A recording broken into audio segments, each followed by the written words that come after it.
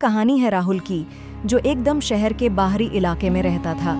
उसके घर के पास एक ऐसा रास्ता था जिसे लोग दिन के उजाले में भी नजरअंदाज कर देते थे।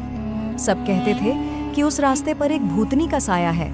गांव के बड़े बुजुर्गों की माने तो वो भूतनी एक रानी की आत्मा है, जिसे बरसों पहले किसी ने धोखा देकर मार डाला था, और तब से वो इस रास्ते पर हर किसी को डराने के लिए भटकती रहती है। में बड़ा मजा आता था। उसके दोस्त उसे उस भूतिया रास्ते के बारे में बहुत सी बातें बताकर डराते थे, पर राहुल को डर नहीं लगता था, बल्कि उसे उस रास्ते पर जाने का रोमांच महसूस होता था। उसने ठान लिया कि एक रात वह खुद इस रास्ते पर जाकर सच का पता लगाएगा।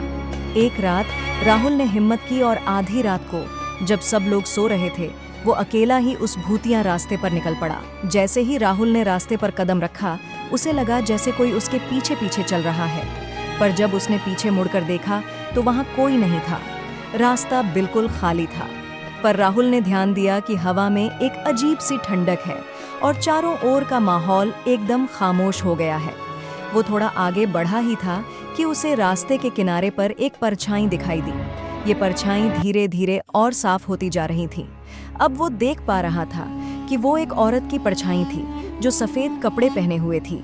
उसकी आंखें इतनी ठंडी और गहरी थीं, जैसे किसी अंधेरे कुएं में झांक रहे हों।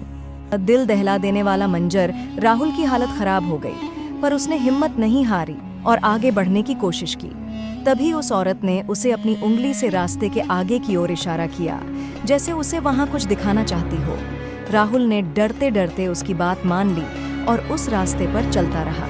जैसे जैसे वो आगे बढ़ता गया, उसे अजीबोगरीब आवाजें सुनाई देने लगीं। वो आवाजें बिल्कुल साफ नहीं थीं, मगर ऐसा लग रहा था जैसे कोई उससे कह रहा हो, वापस लौट जाओ, यहाँ से चले जाओ। कुछ ही देर में राहुल एक खंडहर जैसी जगह पर पहुंच गया।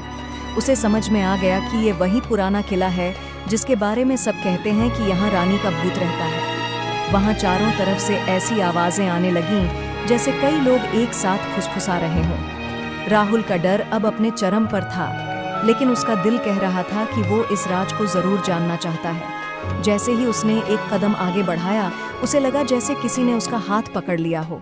उसने घबराकर देखा तो वहीं भूतनी खड़ी थी। उसकी आंखें लाल हो चुकी थीं और चेहरा क्रोध से भरा हुआ था। तुरंत राहुल ने माफी मांगने की कोशिश की, पर उसकी आवाज गले में ही अटक गई। वह वापस भागना चाहता था, पर उसके पैर जैसे किसी ने जमीन में गाड़ दिए थे।